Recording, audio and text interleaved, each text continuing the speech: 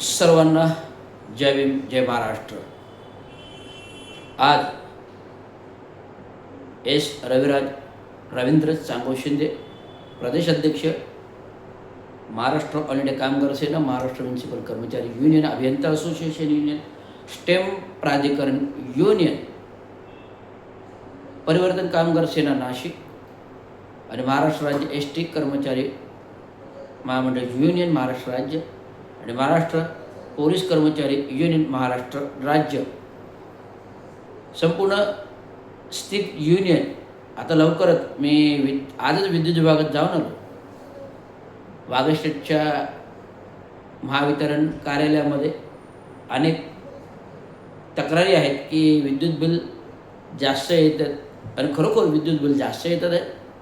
ज्या झोपडपट्टीधारकांना 500 रुपये बिल यायचं, जरी 500 रुपये बिल यायचं, जो विद्युत बिलाचा स्लॅब आहे 10 रुपये पर, तर तो स्लॅब जर एका महिन्यात बिल गेलं नाही तर 10 पटीने वाढतो। तर 10 पटीने वाढल्यानंतर साहजिकच जो 500 रुपये बिल येणारा त्याला 1500 रुपये बिल येतो आणि वनरूम किचनवाल्यांना डायरेक्ट 5000 बिल येतो आणि 2 BHK वाल्यांना 7000, 3 BHK वाल्यांना 10,000। तर असं करत ही बिलांचे स्लॅब वाढतो। मी कोविड कालावधीमध्ये महावितरणचे मुख्य अभियंता वागस्टेट प्रभाग समिती युनियनमार्फत बैठक घेतली होती 2019मध्ये।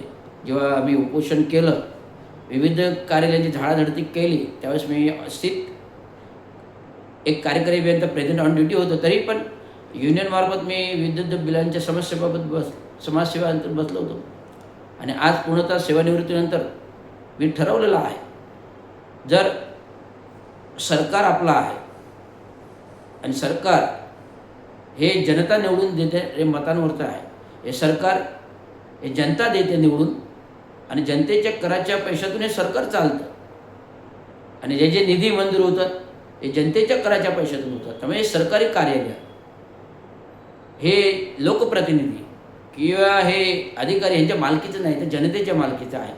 त्यामुळे जनतेची मालकी असल्यामुळे जनतेला प्रत्येक कार्यालयामध्ये जाऊन प्रश्न विचारण्याचा अधिकार आहे आणि या प्रश्न विचारण्याच्या अधिकाराअंतर्गत मी आज संपूर्ण वाघाई परिसरातली कार्यालय फिरलो।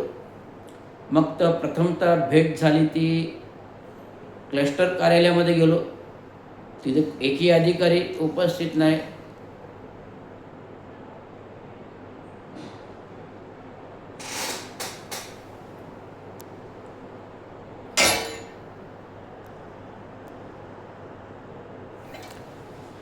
क्लस्टर कार्यालयात गेलो तर पाहिलं असता कार्यालयाची वेळ ही सकाळी 9:45 असते